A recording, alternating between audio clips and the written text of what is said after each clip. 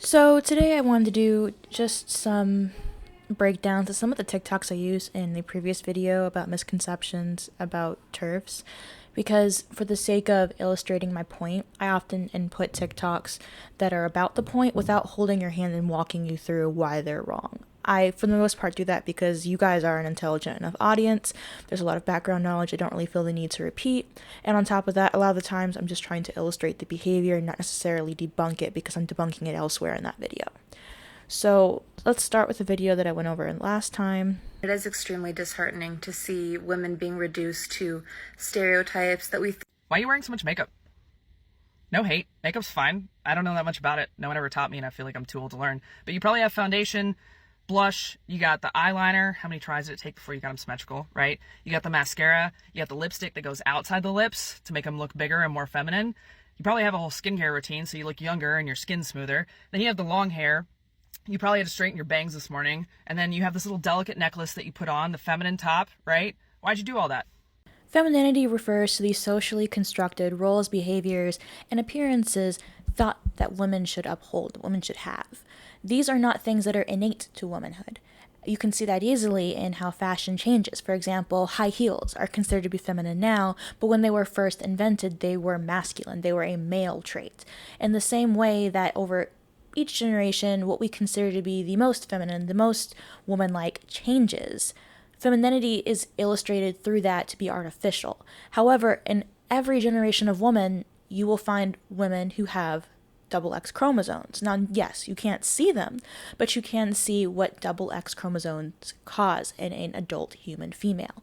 Namely, you see the production of breasts, you see the widening of the hips, you see a different bone structure, you see a lot of aspects of her appearance that illustrate a biological capability to give birth. Your whole body, from the very smallest cell to the general bones of you, are, as a woman, created with the possibility of being able to give birth. Because women produce ova and men produce sperm. Now, even if you are infertile, even if you can't, you still have certain things that are female traits and male traits. And so all the things that you pointed out here do not downplay her point, which was that in order to include trans women who are biologically male, you have to redefine woman to therefore include things that you can choose, i.e. rituals of femininity. So because men can choose to take on behaviors, roles, appearances that are considered traditionally feminine, that does not make them female. And because you are so insistent on including men in this manner, you have to redefine woman to therefore center around those stereotypes instead of the biological reality of being female, which is pretty simple and no one's ever had an issue identifying until now. How long did it take? I know you didn't roll out of bed. It probably took you a little bit of time, right? Is it so that if you go out or you make a TikTok, people perceive you in a way that is accurate to how you feel on the inside? Even if she wore no makeup, if she didn't do her hair, if she didn't wear anything but a baggy t-shirt and jeans, people would still look at her and recognize that she is female. She's not being perceived as female. This is not a trick into which someone is viewing her in a manner in which she isn't. It's not an optical illusion. She is female.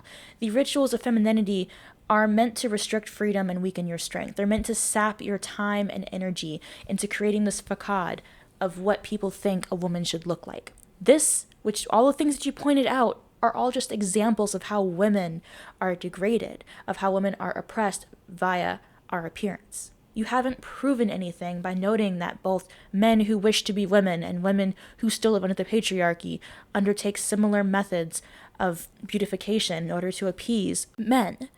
Because the truth is, as Susan Brown Miller writes, men have barely tampered with their bodies at all, historically, to make themselves more appealing to women.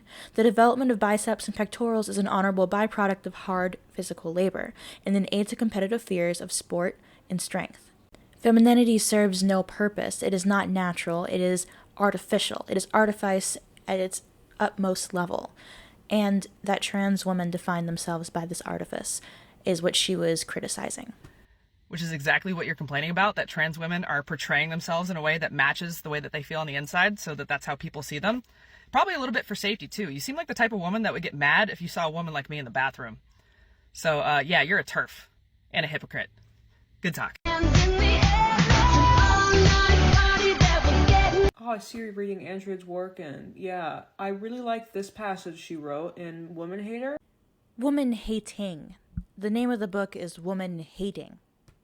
Every transsexual has the right to survival on his/her own terms. This means that every transsexual is entitled to a sex change operation, and it should be provided by the community as one of its functions. Dworkin's work has and remains very influential in radical feminism because she was able to very bluntly and directly put words to female experiences that were not put in that similar manner before. However, what this person fails to realize is just because you might support some aspects of a person's work doesn't mean that you support all interpretations or all aspects of it. It doesn't mean that it holds up entirely today. It doesn't mean that there weren't people during this time period who were already criticizing transgenderism. For example, lesbians already had issues with transgender women basically entering their spaces, pressuring them. Basically, the cotton ceiling before it was the cotton ceiling. Just because Dworkin wrote this doesn't mean that she, A, would agree with it today in the face of what these words refer to, or B, that just because you agree with some things Dworkin wrote means that you have to agree with everything she wrote. And the fact that you couldn't even cite the book that it came from correctly shows me that you just kind of Googled things that Dworkin said that were pro-transsexual without looking at the context of the time period or how transgenderism has changed over the years. Now, Andrea Dworkin was controversial during her time, and her points are still debated today, but to say that she's a TERF and aligned with you, get a better hairdresser. Considering that Dworkin's analysis was based on the material reality of being female, and that gender ideology relies on an immaterial reality, as in one that you can change through sheer force of will by stating it aloud, means that those two are inherently incompatible. Feminism is built on a material analysis of reality, how the world really is, how it is observed to be. And you can observe the impact of allowing people to identify outside of the oppressor class, and how trans individuals, particularly trans women, have overtaken women in sports, on the amount of abuse and sexual violence that has occurred as a result of these laws. And of course, I guess people like you don't necessarily care about that. You just care about being able to say that, oh, ho, ho, look, your hero was wrong. But unlike you, it doesn't really matter if I don't completely agree with an author that I like. I can still agree with some of her analysis and disagree with some of it. I can still see where what she wrote aged well and where it aged poorly. She wasn't prophetic. She couldn't see how the world would turn out in the year 2023. And I'm not going to be able to hold predictions for the world or statements that made sense in the 1970s to the world that we live in today in 2023. Super straight. I'm only attracted to women who can bear me children. Babe, that's called a breeding kink. Lesbians don't have breeding kinks for other lesbians. Fuck you. She has duets off for this video because, obviously. But I was just wondering if anybody could tell me where in the original video she mentions lesbians, because it's literally about straight people. Except it's not. See, the idea of super straight was to have a sort of sign to say, I'm only attracted to this specific type of individual without trying to be necessarily offensive. It was a way of saying I am heterosexual without someone trying to debate that sexuality into bisexuality. Now, it's far less common for straight people, particularly for straight men or straight women, but it is a very common argument held against lesbians that trans women are women, so you have to date them because they're lesbians too, and you're a lesbian, and therefore you should be attracted to all women, and a trans woman is a woman, right? Just because it wasn't mentioned in the video doesn't mean that it's not a relevant idea, because what the super straight concept refers to is that biological sex plays a role in who you are attracted to. In other words, biological sex refers to, what your sexuality is. Your sexuality is based on biological sex and not on gender, which is the roles given to someone, the roles and expectations given to someone based on their biological sex. A man in a dress fulfilling all the ideas of femininity is not going to be a woman no matter how hard he tries. He might be feminine, but he's not going to be a woman. And therefore, a lesbian or a straight man is not going to be attracted to him. If you're a woman and you agree with any of the things that I'm about to show you, please watch the full video. I've seen people talk about how we can't say feminine products anymore, or we shouldn't say feminine products anymore. It's not a pregnant mom, it's a birthing person, it's not breastfeeding, it's chest feeding. Oh, we're trying to be inclusive to all these other people. I feel like womanhood is being washed away. Let me start by saying, hi, my name is Zaya. I'm a 20-year-old transgender woman, and recently I've been seeing a lot of discourse between trans and cis women, and I just want to add my 2 cents. So please hear me out. Transgender women are not a threat to womanhood. Why, I'm so glad that a biological male thinks that transgender women aren't a threat to womanhood. Thank you for your input. Like whatsoever. Let me explain. The reason you've been seeing an increase of trans inclusive language is because currently right now, trans people's lives are at risk. Like, did you know there have already been over 200 anti-trans bills introduced in the US this year? So tell me, how does renaming pregnancy into birth giving, chest feeding instead of breastfeeding, stop you from being impacted by these so-called anti-trans bills? Which, mind you, a majority of these bills are just focused on not allowing children to take cross-sex hormones or to get surgeries underage. Some of them are, like, for example, the Tennessee drag bill, which, while a bit vague, literally is only restricting adult entertainment in front of children in public spaces. So tell me how those things are a risk to your health and safety. Because really, it feels like it's just hurting your feelings. And the whole statement of trans lives are at risk from what? Transgender individuals have the lowest murder rates. Femicide is on the rise, but transgender individuals, particularly male transgender individuals, are not at risk in the US. And the study that you guys love to cite was regarding sex workers, prostitutes. Let's not use your language here. Prostitutes in South America, which was the impact of being effeminate males, so homophobia, and being prostituted, which is a very dangerous quote-unquote field of work. Those two things don't have anything to do with you or your safety. In fact, you're in a place of relative privilege in that most transgender individuals are being listened to over a larger group, women, despite not having a cohesive idea of what being trans means, with the definition essentially being if you say you are, or any actual systems of oppression, because pretty much anything you want to cite as transphobia is just homophobia or misogyny, which, I'm sorry, aren't exclusive just to you. And Donald Trump said that if he wins the presidency in 2024, he will make it a key point to ban anyone from transitioning at any age. And unfortunately, this means if we don't do or say anything, we are looking at trans genocide in the future of the United States. That's not what genocide is. Preventing you from getting cosmetic surgery is not the same as genocide. And I resent that people like you use that term when there are legitimate genocides happening in the world today. A genocide is the deliberate killing of a large number of people from a particular nation or ethnic group with the aim of destroying that nation or group. No one is killing you. There is no genocide of the trans individuals because there is no one out there killing you in droves or rolling you into camps. They're simply saying, hey, no cosmetic surgeries for you, and especially not for children. And I'm sorry, but that's not a genocide. You're not the victim that you think you are. The reason you've been seeing more trans-inclusive language in the media is to remind people that trans people exist. I promise you, nobody forgot. It's impossible to forget. And we have always existed.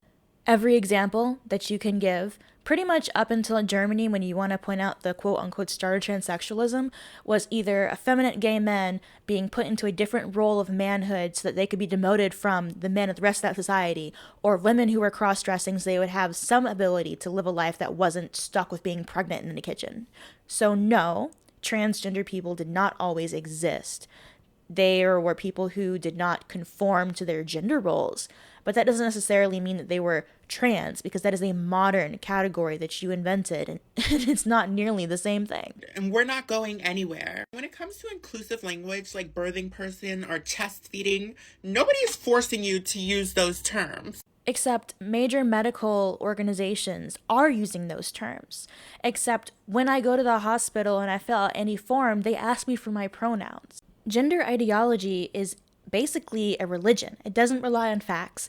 It doesn't rely on anything but a belief, a suspension of belief in some sort of higher power, a consumerism that I do not want to participate in. And the fact that it's being treated as the norm for women to be asked their pronouns, to be called chest feeders and pregnant people, not only by people like you, but by medical professionals, goes to show that you are erasing womanhood in an effort to be more quote unquote visible. You are plenty visible. I just don't see why I need to be less visible for that to work. In fact, most people don't use those terms at all. Terms such as birthing person and chest feeding, those are there for people like trans men or non-binary people who just want to feel included. If you're a pregnant woman and you want to be called a mother or you want to call it breastfeeding, go ahead. Nobody is stopping you, like as you should. Most people use those terms anyways still. It's just that some people do not, and that's okay to acknowledge. And you know what? If a trans man wants to have her period referred to as something different than a menstrual period, or wants to have her pregnancy experience called something different, that's fine for her. But don't cause every woman to have to correct someone because that is the new standard of how you refer to pregnancy or to other female experiences. That is what the issue is. You can call whatever you want. You can call it anything. I do not care. The issue is when you force everyone else to do it, when you make that the standard, when you make that the norm. The people that you see saying that you have to use inclusive language or you can't use the word mother are usually chronically online or just trolls. Like, most people do not think that way. And here's the thing. I don't think that most people think that way, but I think that plenty of people who identify as transgender do. The no true Scotsman fallacy. You can't claim that every example of some trans person online who acts in this way is just trolling or they're not really trans. Because there's plenty of proof of people doing it. And it's impossible that everybody you disagree with, whose behavior you don't like, isn't trans because you say so. The internet is just making y'all feel like this is more of an issue than it actually is. Also, most trans women fully realize that the trans experience is way different than the experience of someone who was born female. I realize that I will never understand what it's like to grow up as a woman. I will never understand what it's like to menstruate or to be pregnant. And yet, trans influencers like Dylan Mulvaney get sponsorships for Tampax and get to talk about days of girlhood on our behalf. So good for you that you still understand that sex is immutable, that you can change your presentation, you can change how you look, but you can't change biological sex or socialization. I am genuinely happy about that for you. And if you want to transition, if you want to go through these surgeries, do what you want. You're an adult. It's not my problem. The issue comes from the fact that you're denying that other people do believe this way and that their beliefs impact the daily lives of women. This, dear viewers, is where we part. I honestly could probably spend hours doing these, but it gets really, really repetitive really fast because very few people tend to have any new points to bring up. And it feels like we're just going through this checklist of like points that we've already discussed that me and you already know the answers to. And I love debating, obviously. I wouldn't make a channel where I essentially debunk things and debate things all the time if I didn't. But it's somewhat counterproductive to an extent. Like, I do think that having these breakdowns can help in getting people to open up their eyes, to realize the mistakes they've made, the things they're overlooking. But I also think that as people who've already opened our eyes, those of us who've already peaked, it can be very disheartening to continually see stuff like this and think, you know, the world is crazy. I'm a bastion of sanity. There's only a few of us who actually believes this. I think it's really important to get out there outside and talk about this to real people. Whenever I go to the bar, I talk about this kind of stuff. Like, you get a couple pints of beer in me, and I am ready to discuss feminism with you. And that includes random old guys and random women whose names I don't know, and the bartender, and all these random people. And most people tend to agree with at least most of the points that I'm making. If you use the right words, if you avoid using big flashy words, people will tend to agree. And I feel like talking in person and getting that experience can really help to make you feel a bit more positive about the way things are going. If you guys have any comments, questions, or concerns, let me know in the comment section down below. I think since I'm moving back to Cambodia, I'm going to try to get my Twitter, which has been pretty dormant, actually up and running because it's probably where those of you who use social media go. I don't like using social media. I kind of resent the idea of having to have another one that I use more than like every so often. But I'm trying to figure out ways to get a bit more connected because I've made no secret of it, I hate having to find these on my own, and I would love it if you would see things that make you angry and then send them to me so that I can be angry. I'll see you guys next time.